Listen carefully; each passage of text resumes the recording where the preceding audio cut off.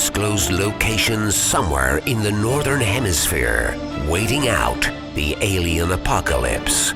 He is armed with a machete and a microphone. This is the Alien Outpost. Are you ready?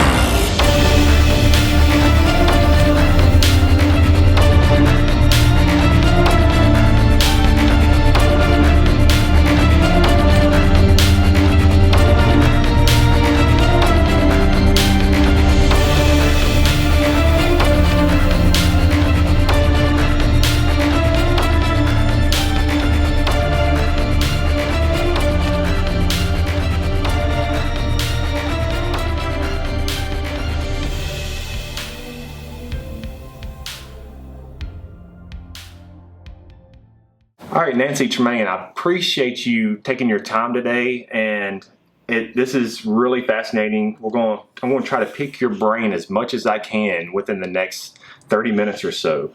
So, with your book, Symbiosis, like what inspired you to write this book? I know that's probably a long description, but what is a Cliff Notes version of the book? Well, I had an experience in 1961 that I didn't speak about for 50 years. And in 2011, I started speaking out, and everyone said, write a book, write a book. I didn't want to write a book, but apparently they wanted me to write a book. And the book Symbiosis, which means a mutually beneficial relationship between two different species or organisms, and that's how it got started. Everybody kept telling me, write a book. Yeah. So I wrote the entire book to the song, The Prayer, by Andrea Bocelli and Celine Dion. And somehow within the lyrics and the melody, the words just flowed through. I'm not an author, although I'm working on my second book now of a trilogy. Yeah. How do I know I have a trilogy? I know things I don't know how I know them. So that's also a good song. That's a very good song. Beautiful, and the words are, yeah. I first came across that song through my wife, and she loves that song. It is very beautiful. But and they gave me the title to the book also. So how often what is this? The character? What is the guy's name? The reptilian? Mr. When I first met Mr., he was the pilot on the ship in 1961. Well, this is funny. I'll tell you how. I was aboard, and I was 12 years old. And I'm standing in the middle of this, and only word I knew, I don't know if I said the words out loud or if I was thinking it, but I said, I can't believe I'm in a flying saucer.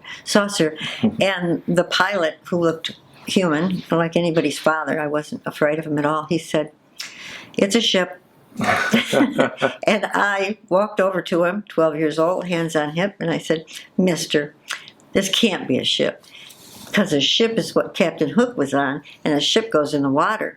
And he said, oh, but this does go in the water.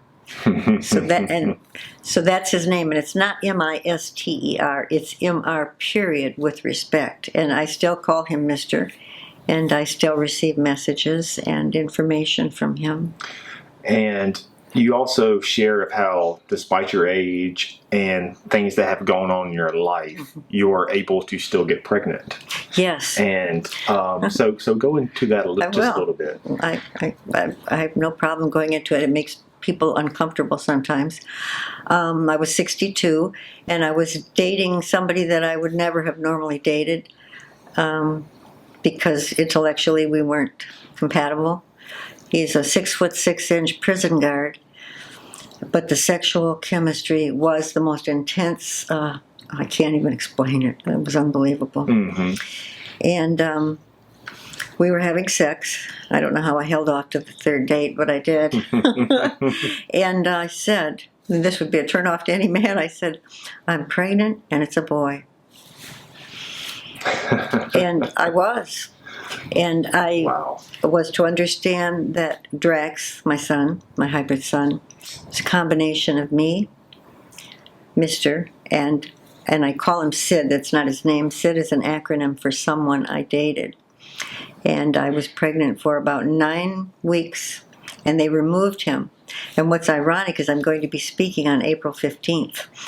And April 15th is when they removed him, April 15th, 2012, so he will be sick. He would be taken 6, and I say, not born, taken, removed, because he wasn't totally formed. And they take the hybrid children at about 2 to 3 months, and then they take them aboard and they finish the process of development.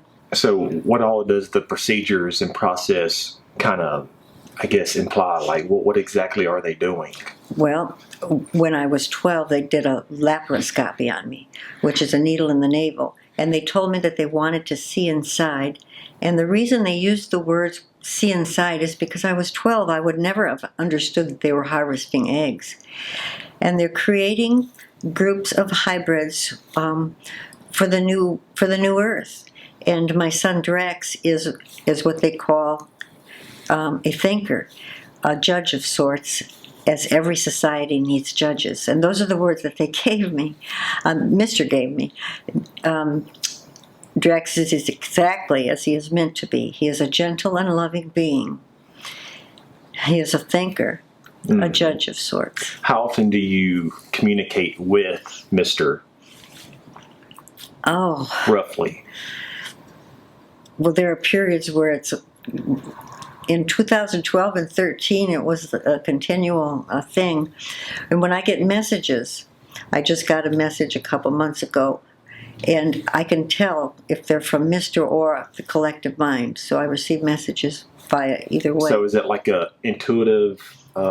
It's not a voice, it's words that are put in my head. Exactly. They're yes, I'm not hearing voices. And when my son spoke to me, and I knew it was my son, there were tracks that led to my apartment, and I had a farmer come out, and they're in the book, the pictures, and the pictures have been on the net for years, and no one's ever been able to to debunk them. Mm-hmm. They were my son coming. And he could have walked, or they could have dropped him right off, but they wanted to leave evidence. They told me they were giving me gifts. And when they meant gifts, they meant in the way of messages, videos, information. So, I forgot the question. But just about how often do you communicate? Is it about once a week? Once? Oh, no. Once a month? Yeah, I'd say more. Once a month I'll get a message, yeah. For this conference I was very worried because this is my first speaking engagement, and I was told, your words will reach the ears for those they are intended. Mm-hmm. So not to worry about the others, because one of the early messages was, our messages are not for everyone. Many will be left behind. So in your chapter in your book, Chapter 4, Paradox, Pandora's Box. Mm-hmm. Now, give me the Cliff Notes. Briefly go through that chapter. Wow. After the third regression, it was like Pandora's box had opened. I started remembering things. I remembered a conversation that I'd had with my father that night in 1961. Him telling me about an alien that had been captured by the government and nicknamed Skinny Bob. And I was 12 years old, and I remember how that angered me. It still angers me, because humanity is such bullies. And I said, how mean. But the reason my father gave me that information was because I was silenced that night, never to speak of what had happened. There was a military investigation done, but my dad wanted to give me validation and something that I would be able to use in the future. And when I awakened in 2011, I said, "Was Skinny Bob? I wonder if there really is such a thing." And I went to Google, and I Googled Skinny Bob, and I said, "Dad, I couldn't believe it." It was something my dad had given me in 1961. Oh, wow. Yes. So there really was an alien that was captured by the government, and he was nicknamed Skinny Bob. And that's such... Wow. Yeah. But and other memories. I remember my mother taking me to stay with strangers after that event to get me out of town, because it was so traumatic for the people that had witnessed what had happened. I can only imagine. Now, And also in the book, chapter 10, Levite. Levite, oh yes. Is that how you pronounce that, Levite? Levite, yes, exactly. Okay, give me a brief synopsis on that chapter. Yep, about 5 o'clock in the morning, I am awakened by a small gray alien. I'm not afraid, and I can't understand. About how long ago was this? This was in 2012, I believe. Okay. 2013. There's so much that's happened that it's hard to. But I remember the incident very well. Just a roughly time frame. Yes. So give us a brief synopsis on Levite. Yes. And he had one leg on the bed and one on the floor. He was tiny, probably 3.5 feet tall. Mm-hmm. And I felt him against my ear, and he said, "Levite." And it felt like peach skin. Is what it felt like. And I felt his breath. I actually felt his breath. And wow. I was annoyed. I'm really crabby when I get awakened. I said, me too. And he wanted me to remember this name, this word, Levite. And I said, I'm tired. And I was going back to sleep, and he said it louder. He said, Levite. And I said, I'll remember it, because it sounds French, and I'll remember it. Mm-hmm. And he said, Levite. So I said, oh, God, all right. So I got out of bed. I went to the computer. I said, how do you spell it?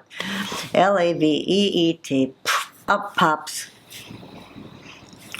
all of these descriptive words. Curly hair, which my hair really is curly. I have it straightened. Uh-huh. Curvy body. Stubborn. What were some of the other words? Jealous was one of the words. There were bad words and good. Yeah.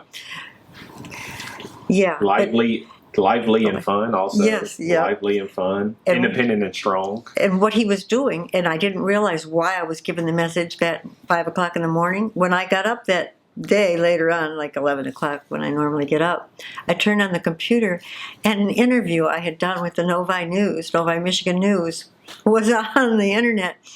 And he was telling me, you're going to have to be a Levite, because you're going to be faced with a lot of people ridiculing you, giving you a rough time. So, Levite.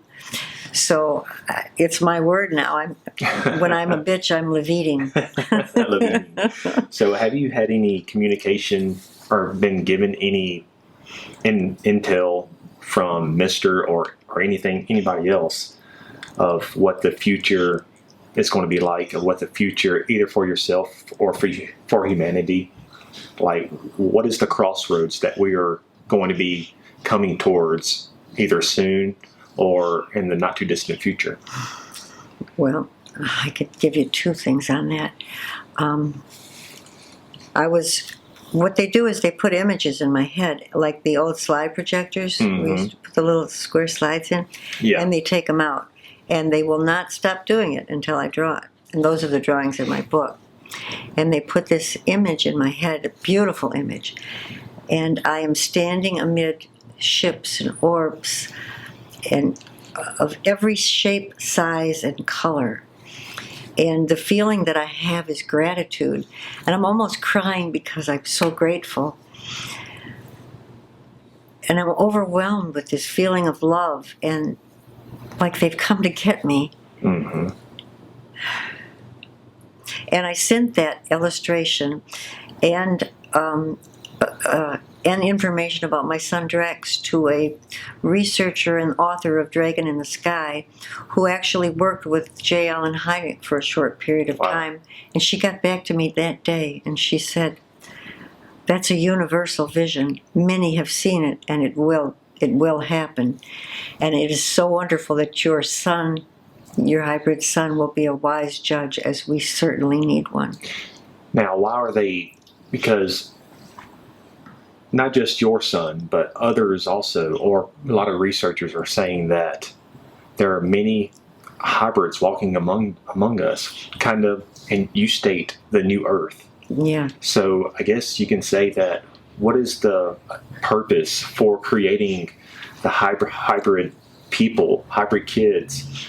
And is that to face the new Earth that is to come? Well, the reason for that is because you can feel what's happening right now.